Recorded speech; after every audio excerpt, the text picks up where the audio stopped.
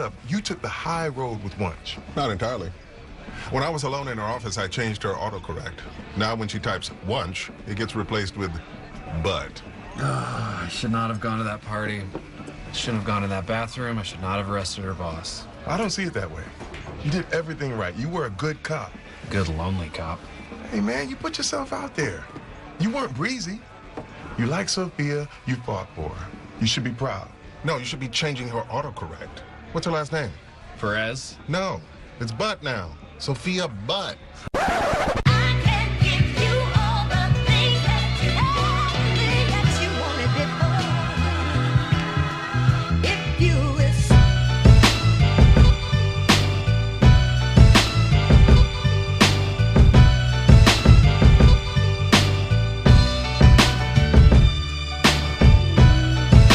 Welcome to Orsini's Uncensored Mind, and now your host, AJ Orsini. How the hell is everybody? This is AJ Orsini, and I am your host of Orsini's Uncensored Mind. We are here with episode 23, and I have got to lower this down because I'm blowing my brains out. I have to bring this down. This is episode 23, and I am here with you guys again. Now, I have to open up with an apology. I really do. Last week was not a bad show, but I was not at my best. Hence the title, Stressed as Fuck. But I'm feeling a lot better today. I have Mrs. O sitting next to me doing her thing, comforting me through the night here, so I will not be killing myself here. I have a confession to make. We're going to open up with, I'm going to pay some bills in a second, but I'm going to also open up with a confession. I filmed episode 23 last night, technically speaking. I have like an hour's worth of shit from yesterday. Unfortunately, I did it as Drunksini yesterday. Drunksini recorded an episode yesterday, and Drunksini does not know how to host a fucking show. So that material got axed, and we're redoing it again. This is the beauty of trying to be ahead of the game. As I record this, before me stands Randy Orton and Jinder Mahal, so of course the power of the Maharaja will carry me through this episode as per usual. I need to get a poster in the house, by the way. We need to get like this whole accented wall just fucking Jinder Mahal down. Not even one big head poster, but like several little ones. Just motivational stuff with Jinder Mahal encouraging us through our life and our daily activities. So yeah, this is episode 23. And for those of you listening to me on the Podbean app, of course, ajoum.podbean.com. or on the app itself, thank you so much for downloading and listening. I would also like again to promote the fact that I am on other platforms. I worked really hard to get on those platforms, so I want to let you know what they are. I'm now on iTunes. I am on Google Play Music. I am on Stitcher Radio, and as of 2 weeks ago, I am on the TuneIn Radio app. So if any of you guys don't want to use the Podbean app for whatever reason, I've been hearing people having complaints about the fact that they're down for service a lot or just kaput. I don't work for Podbean, so I really don't give a shit if you download the app or not. So all these are all the different other avenues in which you can get my show and listen in and hear the hilarity and hear all the bullshit that's going on in my life and in the lives of others when I be doing these interviews. The interviews are fun. I love doing the interviews. I had one roundtable so far. I actually am very interested in doing another. And the one topic that always comes up for these roundtables, I said it last week, is the DC versus Marvel conversation, which is something I still do want to have.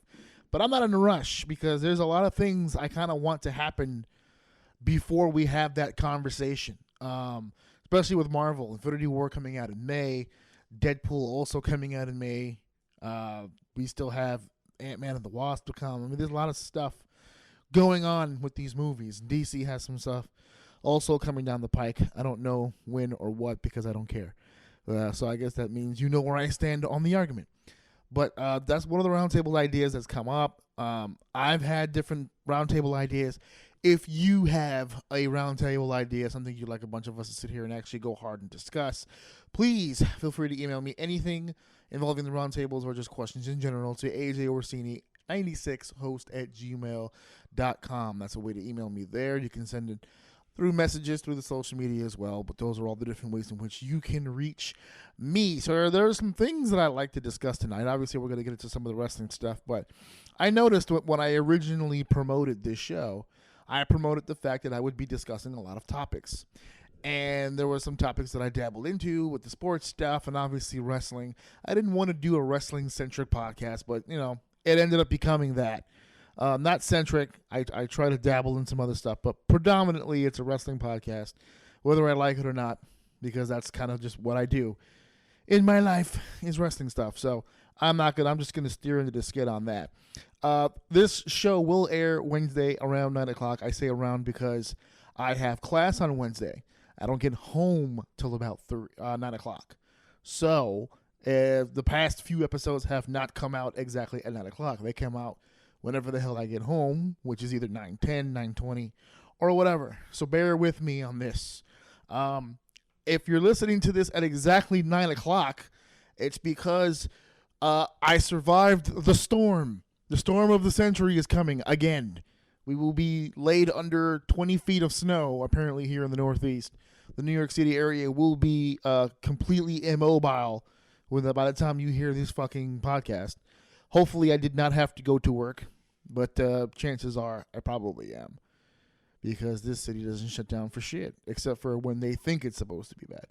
I've been off of work because a storm was coming and nothing happened, and then I've had to go to work during Hurricane Sandy. So we'll see how this city figures its shit out in the morning, because apparently in the night they're going to sit here and say that everything's going to be okay. So if you don't hear from me or my wife at some point Thursday morning, then we did not survive the blizzard. We froze to death in our homes. And you should probably come check and see if the boy's okay. So that's that with the weather. That's this. So a lot of the topics that I covered, it usually just ends up being either sports or wrestling. I've dabbled a bit in movies, but come to think of it, most of the movies I discuss on here, in fact, I think all the movies that I've discussed on here have been comic book movies because those are the ones that interest me the most. As it would be, I've got other interests when it comes to shit, but for some reason those are predominant. So probably going to have to kick up the movie talk. There are two topics in particular that I really have never harped on or said anything about, and they're two interests of mine that I can say are relatively big, and that's TV shows and gaming. Now, I'm not a big gamer. My wife and I pretty much play Left 4 Dead 2, and then we dabble in some Lego stuff. That's about as deep as my shit comes. But I have the friends who are big-time gamers. I was actually thinking of doing one of the roundtables on that stuff. More specific, obviously. We're just going to bring gamers on the show and just say, talk gaming. We're going to do a little bit more than that. But we're definitely going to dabble in that area, but that's for another day. I just wanted to bring up that that's coming down the pike for you gamers that are going to be listening to the podcast. Today, before we get into the wrestling stuff, because I have a lot of wrestling stuff that I do want to get to, I wanted to talk about TV shows. I think the reason why I never really talked about it before is because I really didn't know what to talk about. Should I just pick a show and talk about it? Should I just dabble into what the fuck I saw on my DVR the other day? I don't know. But so what I decided to do was just start from one, and I started describing it, and it led me to 2, it led me to 3, and the next thing I knew, I had a bunch of TV shows that I wanted to talk about.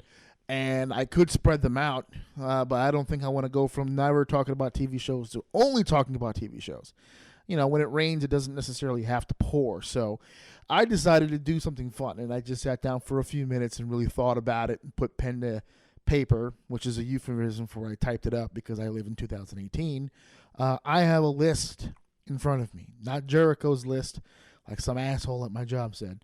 It's not the Jericho list. It is the top 10 Orsini's favorite TV shows list. Now, this was a very hard list to put together. I grew up on a lot of great shows. But I think looking at this list, a lot of these shows are either late. No, not even. I think this is the 20s and 30s. I don't really have any of my childhood shows on here. Big Power. I wanted to get into some of that stuff. That's not on the list. Big Power Ranger guy, obviously. Literally have all the seasons on my external. Literally all of them. Okay, all of them, good and the bad. Because there've been some good seasons, there've been some bad seasons, but they're all on my hard drive. Loved it when I was a kid growing up. It gives my heart great joy to know that my son enjoys them now as a kid. He doesn't follow it so much, but whenever it's on or whenever he's on the Netflix, he tends to dabble a bit. So that's pretty cool. Big Power Ranger guy. I said on the last I think what was it, 21, 20? I don't know if it was the last one, where I answered the question about the Saturday morning cartoons. Not a big Saturday morning cartoon guy. Was definitely an after school 3 p.m. lineup guy. Chip and Dale's Rescue Rangers, Tailspin, Darkwing Duck. We could do this shit. We could do this dance all day. So those were some of my childhood shows that I really got into. They did not make this list. This list is actually a little bit more adult oriented than that. I just felt like they were different lists, because these are some of my, I loved Darkwing Duck as a kid. I will not sit through Darkwing Duck now. So I put things on this list that not only I've seen before, that I truly loved, and if I haven't seen it in a while, I would be more than willing to watch it now or watch it again. Some of these shows I've seen every episode, every season, multiple freaking times, especially number one. Number one, I have driven into the fucking ground over and over and over. Some other noticeable mentions, I was actually trying to get them on the list because they're all shows that I do enjoy as an adult. They were in the running. They were in the running. But they did not make the list. I had them on the list, and then I would think of another show, and I actually ended up going on my external and seeing what I had, and I just... I can't forget this show. I can't forget this show. And the next thing I knew that the ones that I had on the list got lower and lower and lower until they were finally cut. So I have three honorable mentions here that I have to talk about real quick before we dig into this top 10. And it's so ironic that Mrs. O is sitting next to me because these three honorable mentions are actually her shows that I just happened to be stumbled upon and actually got into myself. Literally all three of these honorable mentions that I am about to talk about were all her shows. I actually think there's about 2 shows on the actual list that, once again, my wife watched and that I just jumped into and all of a sudden started liking. The first honorable mention is actually one that we just finished watching the other day.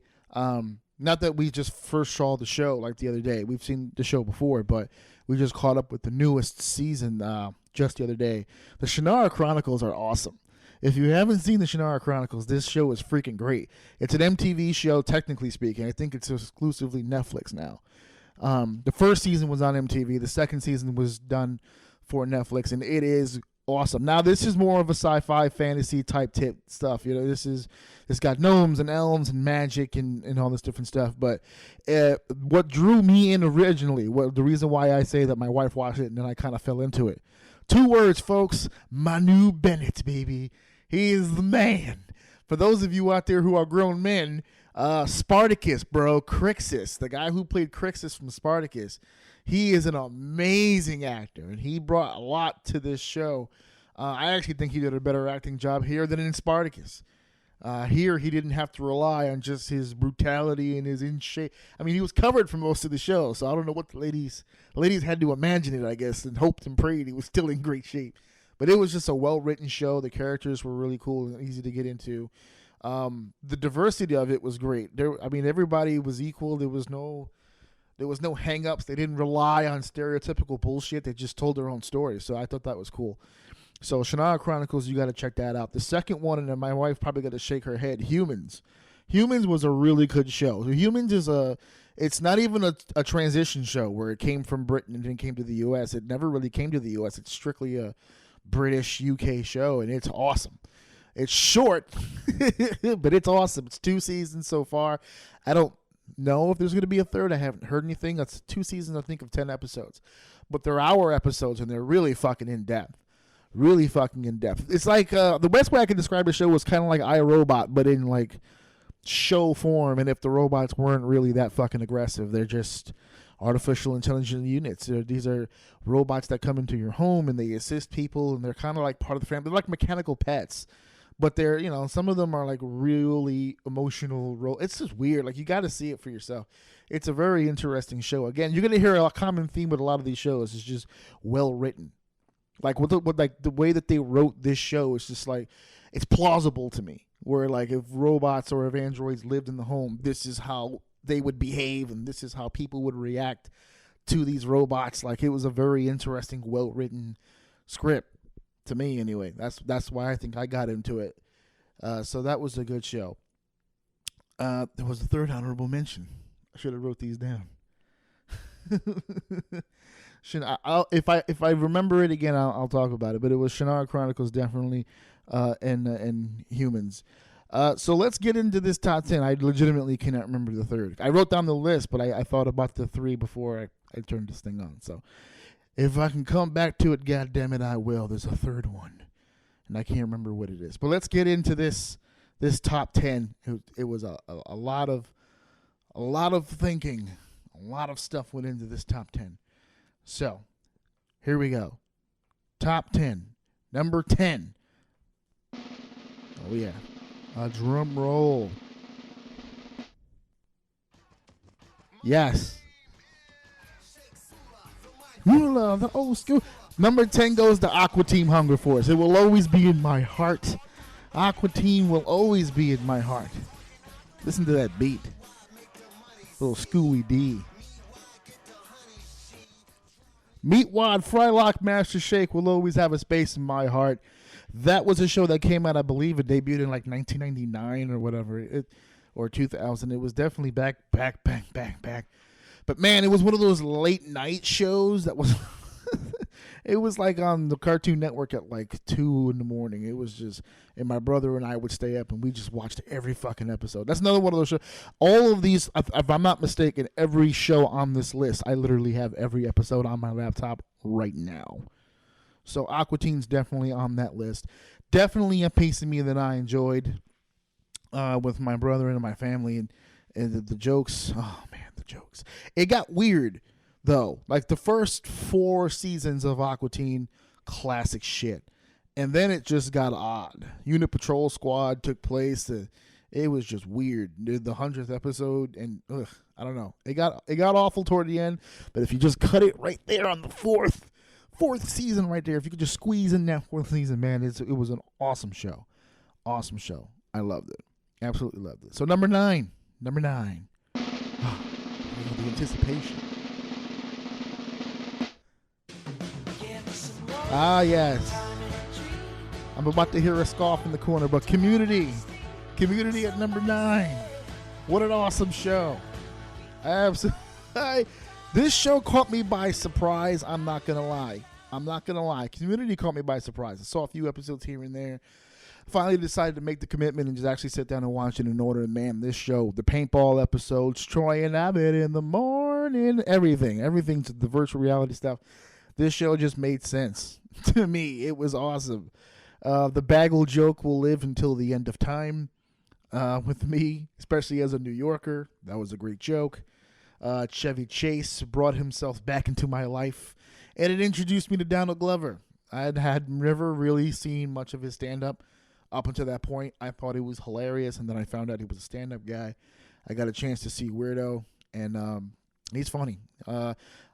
Childish Gambino stuff, I get into it. I like the music. The Atlanta show, not big on it, but that's cool. Everybody has their own thing. Just the show overall was just awesome. Allison Brie, I knew Allison Brie was going to do something great. I know it. And she ended up dabbling in my world, and she did glow. I just knew she'd be something special. I did. So that's my number 9 show.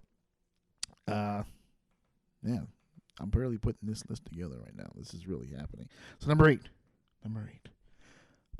Wait. Oh, technical difficulties. Pulled that back up. There we go. Number 8. We're live, baby. Oh, Chappelle Show. Number 8 goes to the Chappelle Show. Now, thus far, I have to say, upon retrospect, now that I'm looking at a lot of this list, it's a very Caucasian list that I have. I have a very, God bless you. I think it did pick that up, by the way. That was very loud. I have a very Caucasian list now that I'm overlooking this. This might be the most ghetto show on my list. This was the one the dudes in the hood was talking about, Chappelle Show. When this show debuted, literally no one can shut up about it. Everybody was the Rick James bitch, and I'm rich bitch, and various other renditions of bitch. Tyrone Bigham, the Prince skit. The show was just awesome. This was a short show. It only had, I think, 2 real seasons. I think they did some other shit with the show along the way, but it only had really 2 full seasons before the Africa trip happened and everything went to shit. So, when it was on, though, it was great. The jokes were great. And the proof is in the pudding. When he brought the characters back for that SNL skit, you kind of knew right then, man, the legacy had been set. This guy's going to be made forever. And the stand-up stuff he's doing on Netflix, pretty good. I'm really into it. I haven't seen Chris Rock's yet, but then again, I'm not as big a Chris Rock guy as I am a Dave Chappelle guy. This guy's hilarious. Love Dave Chappelle. Love the Chappelle Show. Absolutely love it. Drum roll, number 7, baby. Number 7. Oh! Love the beat, too. At number 7, here comes the scoffs. Brooklyn Nine-Nine is hilarious. Brooklyn Nine-Nine is hilarious. Hilarious. And it's funny because Brooklyn Nine-Nine is currently in its 5th season. I just got put onto this like a few weeks ago. This is already one of my favorite shows literally ever. I'm almost done with the show, actually. I've caught up quite a bit. But man, this show is hilarious. Hilarious. And yes, it might seem awfully high on this list, but I'm telling you, it's a great, great show. It is hilarious. All the characters. Obviously, Gina's the best. There's no doubt about that. Gina's the best, followed by Rosa, and I got to go with the captain. Captain Holt and his feud with Munch. This show's great. If you haven't seen it yet, you got to check this show out. It is awesome. It is a good time. Every episode, I've never seen a bad episode. It just hits and hits and hits and hits. It's great. I have a fun time every time. Absolutely. Here we go. Drum roll for number 6. Number 6 is going to be a crowd favorite. I promise you. Everyone likes number 6. Oh, yeah. Archer at number 6. Everyone's, and this is another one of those shows. We can bring this down. Another one of those shows, much like when I described Aqua Teen, if you take Archer to about, we'll say it's 4th season, maybe the 5th, and you stop it right there, it's an awesome show. After all that, when it started getting into all these different stories, using the same characters, and yada yada, it just gets weird. It got dumb. But up until that point, this show was great. Top tier show. Almost made my top 5. Almost. One new show pushed it down. But Archer was great. The renditions, all the different versions of Archer and Lana and Cheryl and Pam, just and the most underrated character of all, Dr. Krieger and Dr. Krieger's girlfriend, which, by the way, my wife and I did dress up as for a Halloween couple's costume. I was Dr. Krieger, of course. She was the beautiful Asian girlfriend. That's about as close to an Asian as I'm going to get for the rest of my life. is Dr. Krieger's girlfriend. So, great show, obviously. And when I mentioned my lists to people at my job earlier today, that was the one on the list where everybody was like, fuck yeah. That's the one. That's the one right there. Drum roll. Let's bring that drum roll back, baby. Here we go. Wait, where'd it go? Nope. There we go. Ooh. That ominous music. I'm going to let this rock for a second and let's see if you guys can figure out who number 5 is. No? Can't get it? Once Upon a Time, my number 5 top 10 favorite TV shows. This show is another one in the category of my wife was watching it and then I just kind of got into it. Once Upon a Time is a story where they take your childhood fairy tales and make them more modern and spin them in a different direction and tie them all together into one great story. And it was a great story. And had it stopped at number 6, you're catching the tone here, aren't you? Had it stopped at number 6, if we ended it with season 6, it would have been perfect. It would have been perfect. Actually, if you would have ended the show at season 4, including all the material between those last 2 seasons, if they would have kept it shorter, it would have been probably a perfect series.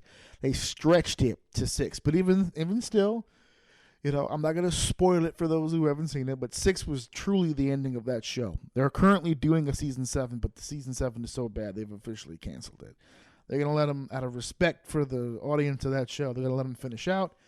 But what can you say? 6 seasons of Once Upon a Time is exactly where it should be and where it should have stayed, right there. But up until that point, great show. Absolutely great. Love it. I will always love that show, no matter what. All right, so number 4. This is the one that bumped Archer out of the top 5. Let's get that drum roll.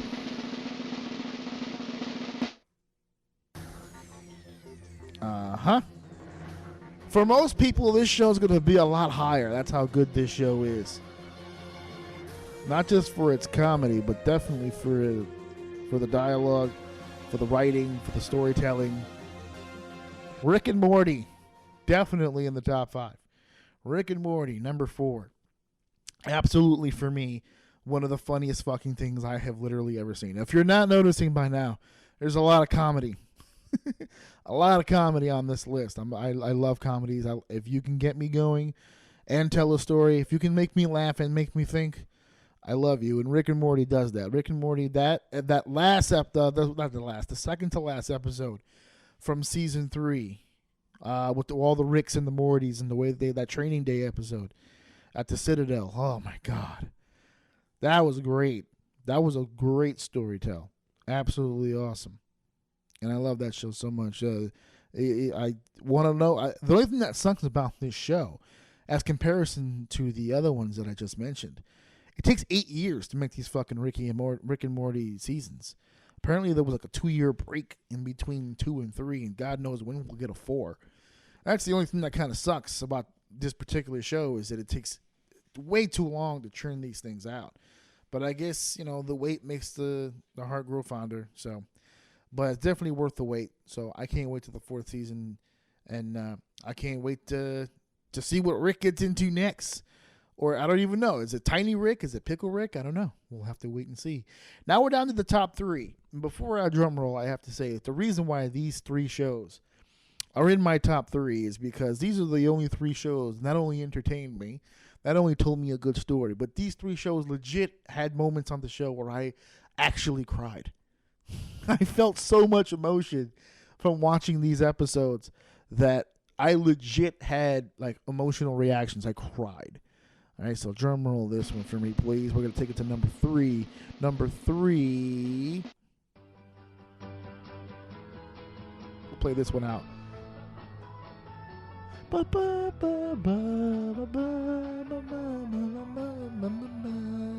you go. Only 12 seconds, but happiness. How I Met Your Mother will always be right here. You can't see because it's not audio. It's only audio and not video. But I'm patting on the section of my chest that where my heart belongs right here. It will always be right here in my heart. How I Met Your Mother.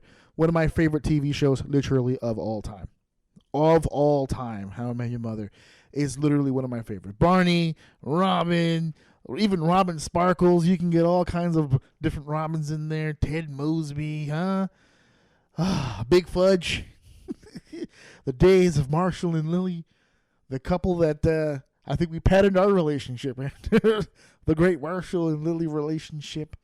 I promise you, and fans have said this in the past, and I kind of agree. You're not going to find a better married couple than Marshall and Lily on TV. You're just not. I mean, you'd have to go way back into time to one of the old school shows to get that kind of relationship again. Where the 2 people are equal. He's not a dumb, doting husband, and she's not the nagging, bitchy wife. It's just a great couple. 2 people who love each other, and it's just awesome. All the characters were easy to get behind. Yes, it was a different version of Friends. I get it. And again, this is a very, very Caucasian list, so you have to excuse me. But it's definitely one of the top shows of all time. Of all time. And it's not even a discussion for me. Yes, it's definitely one of my favorite shows, but it itself, one of the greatest television shows of all time. Which takes me to 2. Drum roll, please. The drum roll. Okay, if you don't know what that is, and most of you probably don't, well, you're probably saying, why the fuck would he pick such an obscure number 2?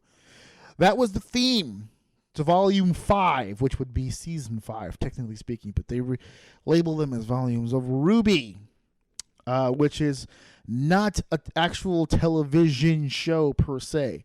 Not on. I watch it on my TV, but it does not air religiously on television. It's technically an online show that has been on television. Kind of a technicality, I know, but it's my list, so suck the fattest dick you can find. Ruby has legit made me cry. You want to talk about storytelling? This is an amazing storytelling show.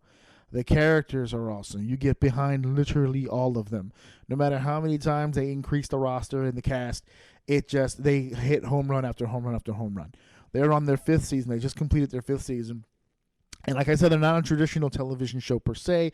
They are originally found on a website called Rooster Teeth. And just to give you an idea of how far back with Rooster Teeth I go, my wife and I used to watch videos on Rooster Teeth before it was Rooster Teeth, when it was just redversusblue.com. We used to watch the Red vs. Blue series way back, Season 1, the Blood Gulch Chronicles. That's how far back we go, literally from Episode 1. And one of the running jokes on Red vs. Blue was that an insult that they used to run with each other on the show and in private, in real life, they used to call each other cockbites. And obviously, cockbite became a big thing amongst them. But you can't name your company Cockbite, and you can't have cockbite.com because that's gonna increase a lot of crappy traffic. So it took cock and moved it to rooster, and they took bite and moved it to teeth, and roosterteeth.com is a lot easier a sell than cockbite.com. So that's how that happened, Rooster Teeth. That's how far back I go. Literally, if you go to my my online page, I actually am a member of that page, and I've been a member of that page since long before I can even remember. So definitely one of the second on my list as the second greatest or show I've ever fucking seen, the one that I love the most. Ruby Rose, Yang Xiaolong, Weiss Schnee, and of course Blake Belladonna, my 4 favorite ladies of all time. You gotta catch this show. It is exclusively on roosterteeth.com, but they do air the episodes after the fact on their YouTube channel as playlists. So it's like a lot like Netflix, where you can just purge them all. And I suggest you try them because they're ridiculously awesome. So I'm going to get to the number 1. Number 1. Here we go. Start over. There you go.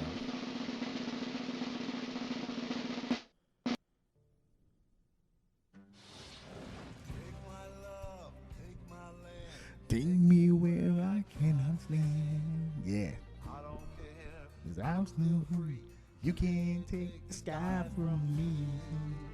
If you don't know what this show is just based on the fucking opening, we can't be friends. We cannot be friends. I am no longer friends with you. You are banned from my home and from my life ever of all time.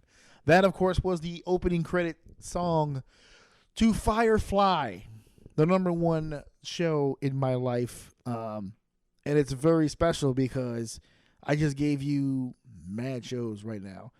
And all of them have multiple seasons. Even the online one had 5. I mean, I think the only show with like very minimal was about Chappelle's Show, which had, if I'm not mistaken, either 2 or 3. Firefly literally had 1 fucking season. It only had 12 episodes. It didn't have a whole run like all these other shows have, but it was able to get a following so freaking large that the show was canceled, well over a decade ago, and we're still talking about it. I'm not the only one that still talks about this show. This is one of the greatest shows that has ever been on TV ever of all time, and that's my opinion about it. Anybody's feel free to feel however you want, but for me, for my money, Firefly is the greatest television show I've literally ever seen. And the proof, as I just said a second ago, is definitely in the pudding, because the show only lasted one season. And the only reason the show lasted one season, because it was a hit, is because of creative differences between Joss Whedon and Fox. Had there not been those differences, the show would have continued. Now, they didn't end the show the way they wanted to, so they crowdsourced an idea to get a movie going in which they entitled Serenity, named after the ship that's on the show, and that's how they would write it off. And the movie was a success. So, I mean, that's got to tell you something right there. I mean, that show was awesome. One of the most quotable shows I've ever seen. You know, and they gave me one of the best quotes I've ever heard, which was the walk and the crawl line. It says, well, you know, when you can't crawl, you walk, and when you can't walk, you know the rest. And that one just hung with me for forever. It's such a great quote. And this show is awesome all the way around. So those are my top 10. Feel free to disagree. And if you do disagree, just know that I don't really give a fuck, because these are my 10 favorite shows ever of all time. And that's that. So we've talked about some TV shows. That's it. I just poured my heart out, my heart and soul into this shit over these television shows. I think I really could expand more. I know I didn't give a whole lot on each show just now. But I just wanted to give reasons as to why they're in my top 10. And if anything, if you're listening to this and you want to share your top 10, feel free. I'd love to hear it. Who knows? There might be some shows on your shit that I've never even seen before. So we'll learn from each other. Okay? We'll do that. We'll learn from each other. So those are my top 10 shows right there. Television shows, check.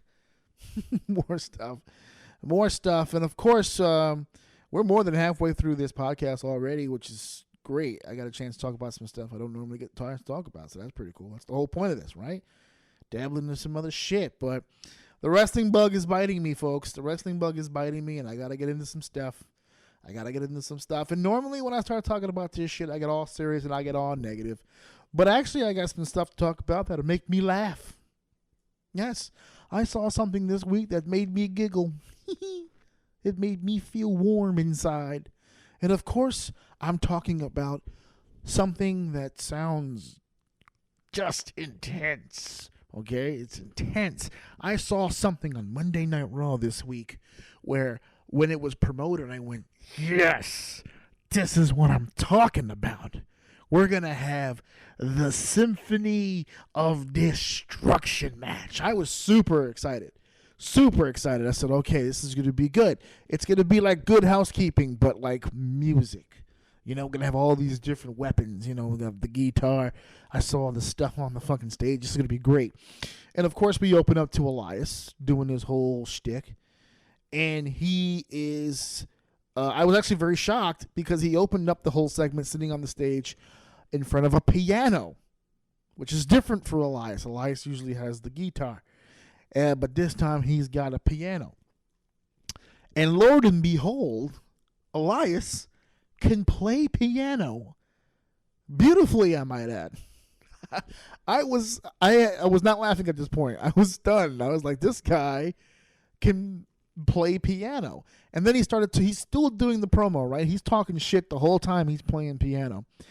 And then he leaves, lights cut on, he starts walking around, he's talking more shit, and he goes over to the drum kit. There's an actual drum kit on stage. And he says that he's more than just a one-trick pony, he's a man of many talents. And then he starts drumming. And now, I got to admit, at this point, I'm super fucking impressed. I really was. And then he picked up the guitar, and then he started playing the guitar. This guy literally played 3 instruments. He truly is. Yeah, there you go. Heath Slater's going to have to retire that shit now. Elias now is officially a one-man band for real.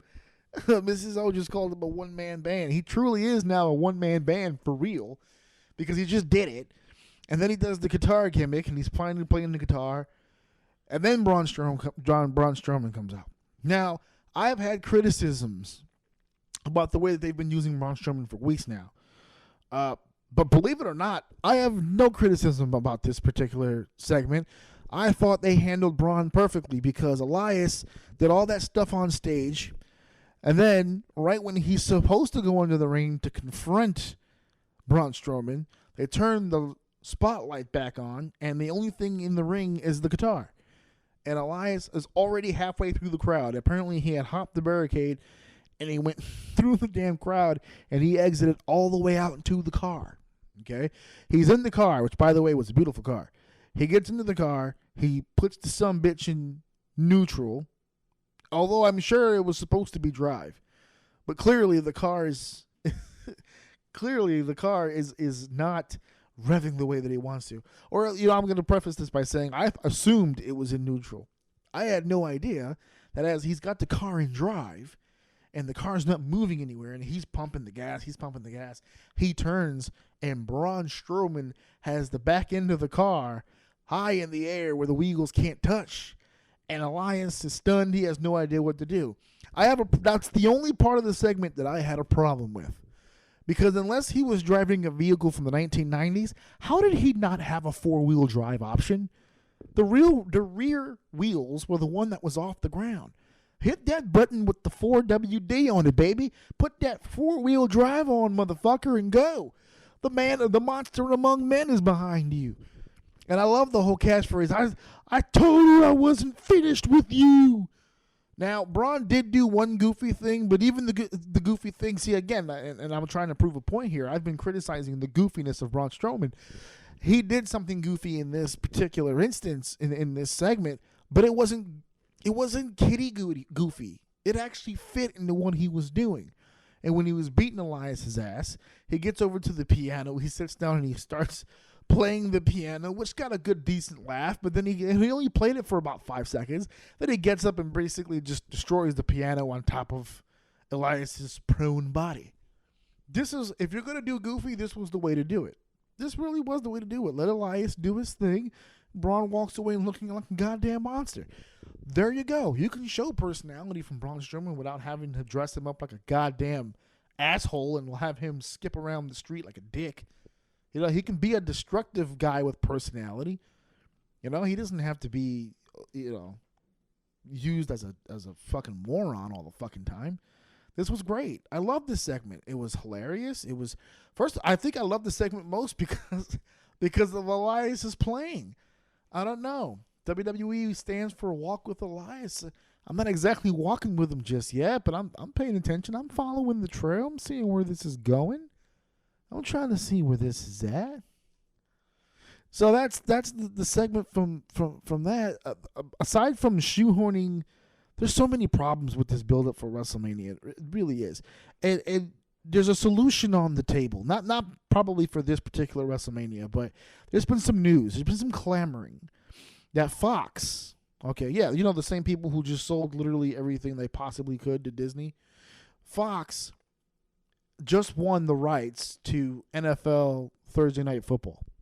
So they have a ratings juggernaut on their program right now, and they're looking for another one. Now, we can sit here and bitch about the Raw Smackdown product and how lack of creativity it has and all that stuff. But guess what? All right, the ratings have actually gone up. The gauntlet match, Raw, where all 7 competitors competed in the gauntlet match, that drew a 3.48. Okay, that's a lot of fucking people considering the dip and the lows that this show has had. Remember, it wasn't that long ago. I think it was only a few months ago where Raw had been a 1.98. So to be at a 3.48, that's called an improvement. Okay, and they've been making improvements. We may not be on board with everything they've been doing, but there's no denying that some of the shit has worked. And the reason why I bring this up is Fox is interested on bringing Monday Night Raw to its network, and not just Monday Night Raw. The deal that I'm hearing on the table wouldn't just bring Raw to Fox; it would bring SmackDown to Fox Sports Net as well, to get different programming on their, get more content on their channels. So there's a serious deal on the table now. The WWE. Oh, look at this gentleman here. I'm sorry, guys. In the background, I have SmackDown playing, and literally some jackass. Look at that! This guy just literally busted his ass. What's up with this? Good thing he was wearing all black, because he would have looked like a complete dick if he, I don't know why, but I feel like it would have been worse had he been wearing fluorescent colors. If he would have had a bluish hue to him, he would have looked like more of a douche, I think. Actually, full black outfit in the snow, he was up to something. You think he was trying to steal the statue and he just slipped? I don't know. Wow, I'm completely off topic here, but no, the Raw going to Fox, that deal being on the table, it would be huge for Fox, but I think a lot of wrestling fans are also looking at this as an opportunity because Fox doesn't want a 3-hour deal. Fox wants to go back to the 2-hour format, which is something that fans, I think, really are clamoring for, which is fine, but you're not going to get edgier programming on Fox. Fox is nationally broadcasted television network. This is not cable networking. This is not premium cable networking. This is broadcast, which means the shackles are really on over there. So while you may get a better product like the WWE on your network, you're not going to be able to really use it the way that I think fans are anticipating that it will. And this is going to be a topic for another day, but the whole Nielsen situation, the ratings factoring into the decisions for the WWE and all that stuff, you're going to have to start to let that shit go. And that's just including my generation as well. The WWE is not looking at the fucking Nielsen's anymore. They're really not. It's not an indicator, a true indicator anymore of how these shows are being viewed and how these shows are being looked at. Because the Nielsen's are only being drawn from the actual viewing. If I sat down and watched it live as it was happening, that's going to count toward the Nielsen. But I don't. And let's be honest, a majority of you don't. All of you pretty much are like me, I'm sure. You guys DVR that shit. Even if I watch Raw like halfway in, like I don't get home, let's say I don't get home till like 10 o'clock and I put on Raw, I can still watch it from the beginning on my DVR. But if I go back in my DVR, it doesn't count toward Nielsen. I have to be on 9 o'clock to count toward whatever they're doing because they tally it live. And it's still not counting in the Facebook Live stuff. It's not counting in all the Twitter action, the social media. It's not counting all the syndicated showings when they have Raw on the Spanish network. That they don't count any of that stuff. So it's not really the indicator that it used to be, where you can just put on your show on TV and just go by the ratings. The rating, if you can, like for instance, that Gauntlet match just brought up, that drew a 3.48, which means that 3.48 people, 3 million people were watching it live. So think about the fact that 3.48 million people were watching live, and then all the other residual stuff that I just mentioned, the social media stuff, all that different stuff. I mean, that's bringing eyeballs to the product, especially since these networks all have live streaming capabilities. Even Fox, if you go to Fox's official network, they have live stream. You can see the news. You can see, your favorite sports shows or whatever. Even now, because we've been talking about it in my house, and I've been hearing this is the new movement now in 2018. Everyone's getting away from these cable networks now. People are either doing Hulu or YouTube TV, or I heard some things about Spectrum. I've heard good and bad things now about Spectrum. There's some negativity surrounding that stuff. I'll dig more into that stuff and find out about that. But there's a lot of different avenues now. And the Nielsen's don't run through Hulu. We're on Smackdown for a little bit. I don't know if it's still on there, but I know Hulu had Raw rewinds and Smackdown throwbacks where they would show old episodes. And I don't think it counted toward anything except for the internal statistics of Hulu. So it's becoming a little bit more difficult to measure the success of these things. But I think the true success is sponsorship. People are paying to advertise their product on your show, and that's why we were stuck with the third hour. It wasn't a WWE situation. That was a USA decision. So with Fox, it's like a catch-22 situation. On the USA Network, we can push the envelope more because USA doesn't mind biting the bullet. But on USA, we have to stick to a 3-hour show, which stifles us creativity. Whereas Fox will give us the 2-hour format that we want, but we can't be as edgy and we can't be as envelope pushing as we want to be. So you're still taking a creative hit. So either way you go, you're taking a creative hit. It's just a matter of which one you think will yield more results. 2-hour format with handcuffs, or 3-hour format where you're just stretching out your talent. Because with a 2-hour format on Raw, and now for those of you who haven't been paying attention, the brand split now officially means dick. It means nothing. because we're still going to have Raws and SmackDown with separate rosters, but all the pay-per-views after WrestleMania will now be 4-hour joint shows. All of them.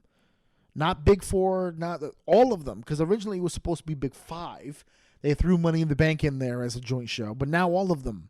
They eliminated pay-per-views. They got rid of Battleground. They got rid of Payback. They're going back to the Attitude Era format of 12 pay-per-views a year, which is only one pay-per-view per month. We're not going to be doing 3 weeks separating brand shows. Even when we had the brand originally, they're never really up to shows. For some reason, in the last 2 years, every brand has to have multiple pay-per-views. And like, for instance, just now, we just did the Elimination Chamber, which is supposed to be the road to WrestleMania. But now we have the Elimination Chamber. We just had that. And we're building up toward Fastlane.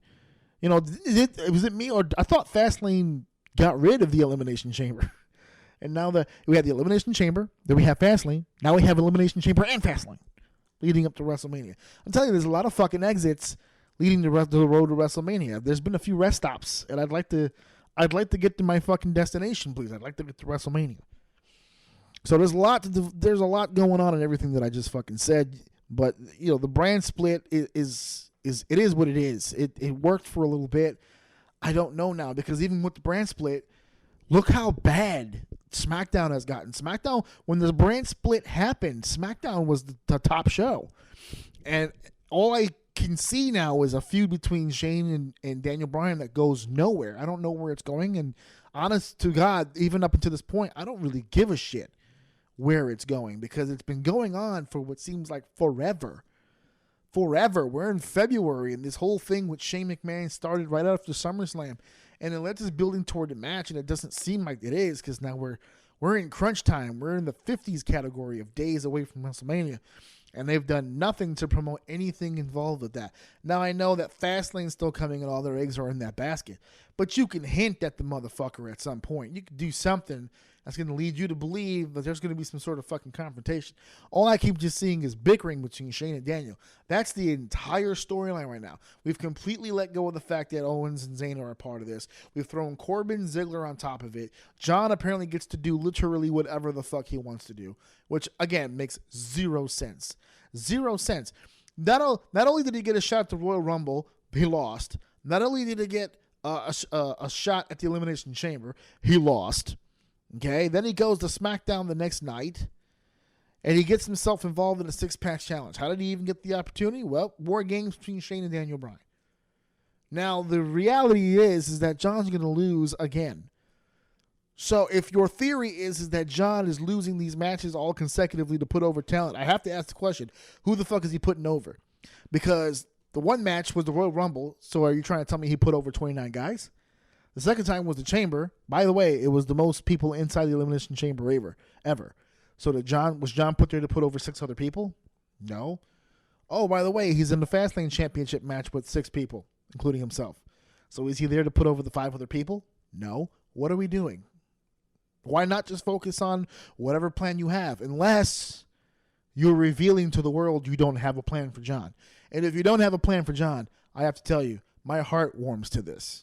My heart warms to this, because I'd like to see one fucking WrestleMania without him.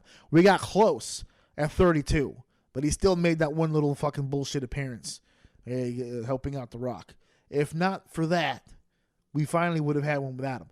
I want to see one without him. I want to see sink or swim. I want to see these guys do one without this guy trying to steer the fucking ship. Because to be honest with you, we don't need him to steer the fucking ship anymore. We don't. There is a matchup coming at WrestleMania that absolutely, positively has to fucking happen. And it's not for the 2 competitors in the ring. And the matchup that I'm talking about is the WWE Championship match between AJ Styles defending against Shinsuke Nakamura at WrestleMania. This is the match that has to happen.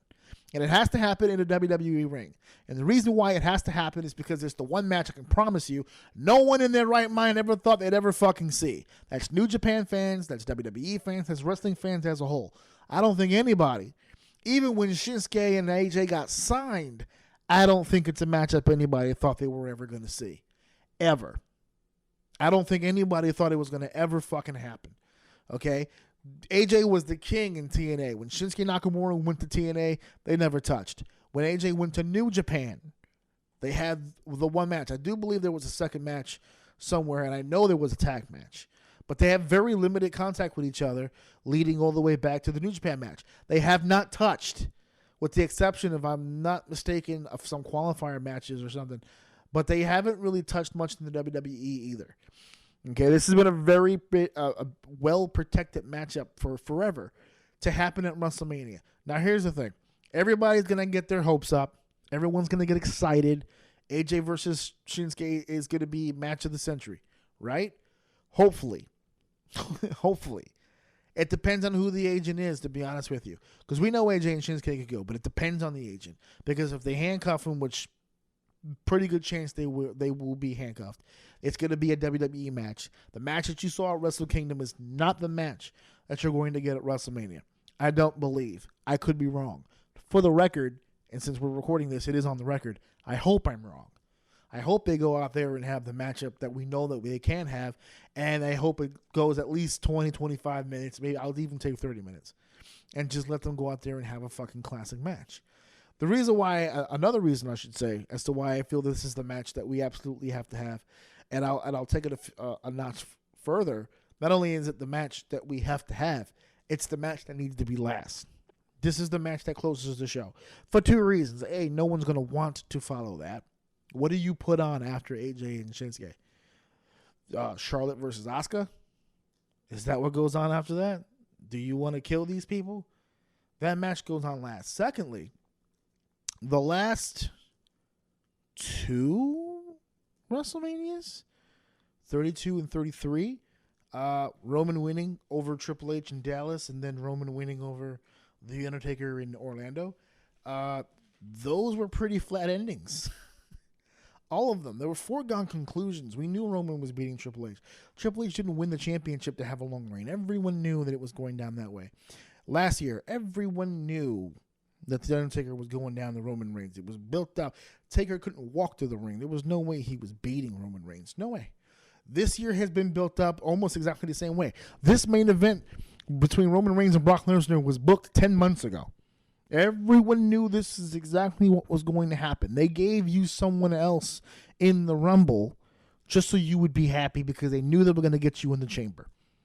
That's how that happens. It's give and take. They gave you Shinsuke, but they're going to take on Roman Reigns, which is fine. If you want to do Roman Reigns and Brock Lesnar for the Universal title and you finally want to do the belt change and you want to get the shit off of Brock Lesnar because now Brock Lesnar is playing money games and he doesn't want to resign, and he will resign, but for a certain amount of dates and money and yada, yada, yada, yada, and you want to get the belt off him so you can play your game, that's fine. Do what you have to do, but it doesn't have to go last. Okay? It doesn't have to go last. Stone Cold didn't main event WrestleMania. Hulk Hogan didn't main event every WrestleMania. John Cena didn't main event every fucking WrestleMania. You go down the line. Taker didn't main event every WrestleMania. You can change it around. And this is the match that has to go last. AJ Styles and Shinsuke Nakamura needs to absolutely close the show. There's no doubt about that. None. No one's going to want to follow that. Okay? And the storyline, if they want to use the storyline, because I know what they're going to do is they're going to probably use whatever they can to put over their little situation, which is fine. You know, in the WWE, Shinsuke's a two-time NXT champion. He's had opportunities in the past against Jinder Mahal, and he failed. AJ Styles is a two-time WWE champion. He never even went to NXT, you know. But there's other things at stake here. No matter what AJ has done in his career, he's never beaten Shinsuke in any form, ever. And he's the champion going in. And on the biggest stage in Japanese wrestling history, which is Wrestle Kingdom, AJ had a chance to unseat Shinsuke as champion, and he failed. And you don't need to divulge deep into New Japan history to pull that little piece of information out. If you want to, you don't even need to mention New Japan. They've already mentioned up the wazoo that AJ Styles had a great career in Japan. They already mentioned that Shinsuke is a legend in Japan. And they've already mentioned that the two of them have faced each other in Japan. All I'm asking you to do is just to push that point a little further. And say in that matchup that they had, the one we've alluded to so many times in the past, Shinsuke won. AJ was the challenger looking to get up one in Shinsuke's hometown or home country, and Shinsuke won out. Now, The role is flipped. AJ's the champion. Shinsuke's coming to his show, WrestleMania, in his home country. This is built in, folks. This is built in. It's an easy story to tell.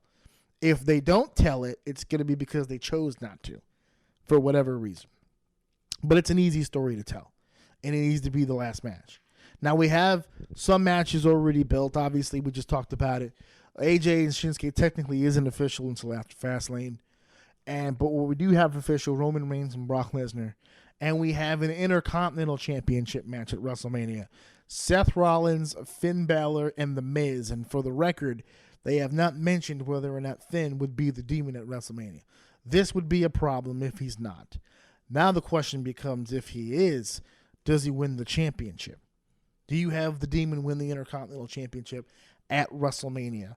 I don't know. And the reason why I don't know is because as many times as I keep saying it and people don't believe me, Finn doesn't need that match. People will debate me up and down and tell me, you're kidding me? The way they've been using Finn this year, he needs the big win at WrestleMania. You can make that distinction for Seth Rollins after that 60-minute gauntlet match that he had and then that great performance at the Elimination Chamber. No one in the company has more momentum right now than Seth Rollins. Nobody. So why shouldn't he win the championship at WrestleMania? He could use it, right? Or, God forbid, The Miz. The Miz is telling the truth. He's been carrying the brand for a while now on the mic, up until his little vacation to do the movie. Why shouldn't he get it? Why? Yeah, he's been busy with the kid too, making babies, making French babies. You know, why couldn't he get the win at WrestleMania? He hasn't really had the big moment at WrestleMania. He's been doing this longer than the other two guys have. You know, the one, and I know people are going to hear that and they're going to say, what? Well, he had the big moment at WrestleMania 27. No, he didn't. That wasn't a big moment. Miz won the match. Miz, on paper, defeated John Cena at WrestleMania 27. But that's not the moment. The moment was after that part took place. The moment was The Rock and John Cena. It was never The Miz. The Miz was just some guy that was there, just happened to be the champion. That's how he was used. That's why he dropped the belt the very next month. He got the WrestleMania win, and then everything went to shit after that. There was no big moment for The Miz. And he talks about it now to this day about main eventing WrestleMania, and people scoff. They don't look at it the same way as he does. So why not two of the biggest stars in the world today, Finn Balor and Seth Rollins, and he heals his way into a fucking win? Why not? Seth and Finn can always win it another time. They don't have to win at WrestleMania. But that goes out the window when we see if Finn Balor is the Demon. If Finn Balor becomes the Demon, does he walk away with it? Does he kind of have to walk away with it as the Demon? I know what I'm looking forward to at WrestleMania. I'm looking forward to the match that won't even be at WrestleMania. Oh, yeah, that's the way to close this show out. The big announcement coming up that the Great War is not over. They're finally doing right by Matt Hardy. First of all, they stopped him from wrestling, which is a plus. He's not wrestling all the time every fucking week now, which is great, which is good, because he doesn't need to wrestle every fucking week. But the fact that they did this big promo about the Great War they've been talking about, which, by the way, is not an original name. They had the Great War in TNA, but he's doing the Great War thing with Bray Wyatt, and he told him, he said that the only place that we can have this match, because it can't be confined by the limitations of WWE. It can only take place at the Hardy compound. And then they show us footage. And that's the part where I marked out, because they showed us the Hardy compound and Vanguard won and all the different facets of the house. And he told the world that they were preparing the House of Hardy for annihilation, which is not the same as Massacre. Massacre would have been funnier, like he did last time. And when he said annihilation, that was great. The Lake of Reincarnation looked well. It wasn't frozen over anymore. And, of course, my favorite part of the whole promo, the dilapidated boat was there. That's right. The boat is there. So Bray Wyatt is in trouble at the Hardy compound come WrestleMania. And I'm sure they're gonna tape it.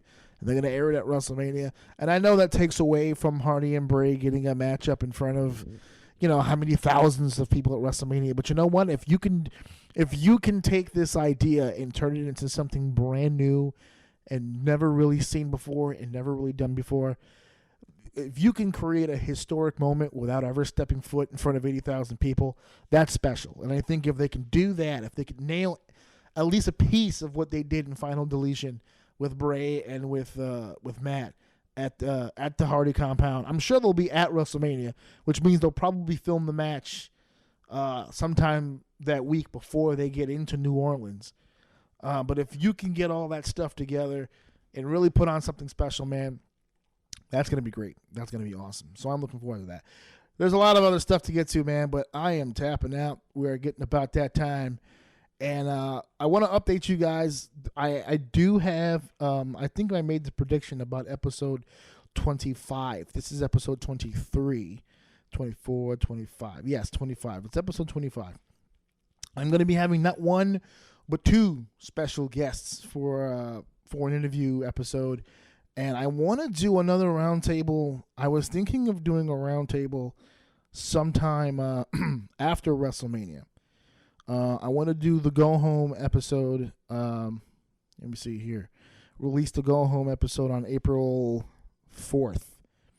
That would be episode 27. Well, I'll do the Go Home WrestleMania episode. So hopefully I can get a roundtable done to air around the 11th. And I was thinking of doing a WrestleMania roundtable, which would be interesting depending on the people that I can get for that, because that would be a hell of a discussion, because WrestleMania, I'm sure, will be another long-ass show. I cannot commit 6 or 7 fucking hours to watch WrestleMania, as much as it pains me, because I want to watch everything. I want to see everything that happens, but 7 hours is too much. We tried it last year. I had the pre-show on last year, and it was just a lot. So I'm not going to do that this year. I will have to watch the pre-show another time. I'm probably just going to commit to the 7 p.m. start. So when I do the Go Home, I will do when I do the WrestleMania Go Home, it will be the first time and probably the only time that I do predictions, because I don't really like doing predictions for shows. I love talking about them, but I'm not a prognosticator. I just want to talk about them and bullshit. But this time I will do some predictions, and then for the roundtable, I was thinking maybe doing some post-WrestleMania stuff. So a lot down the pike coming up for you guys, and I'm super excited. Also, apparently there's going to be a special episode around episode 30. I don't want to spill the beans just yet, but episode 30 apparently is going to be a pretty big one too. So a lot going on. A lot going on here at the House of O. And a lot going on with Orsini's Uncensored Mind. So thanks again for the shares. Thanks again for the likes. Thanks again for the downloads. Again, if you're listening to this on the Podbean app, thank you so much for downloading and listening. ajoum.podbean.com is the place where I download directly. So it's the spot where you will be able to get the episodes the fastest. That's where it comes out Wednesday at 9 p.m., which is on Podbean. I have other platforms in which my show is linked to. I don't know how accurate or how fast they really are compared to the Podbean app, but I'm on iTunes. Orsini's Uncensored Mind's on iTunes, on the Stitcher Stitcher Radio app, on Google Play Music, and now on the TuneIn Radio app. Again, I'm applying for more platforms along the way, and we will see absolutely where that winds up going. So thank you so much for listening. Thanks so much for tuning in. If you have any comments, please leave them below. And if you have any questions or comments for the show, you can leave them below. You can send me messages on social media or email me at ajorsini96host@gmail.com. So I will catch you guys later. Thank you so much for listening. I am out. At my house, listen to my daddy show. Orsini is mine.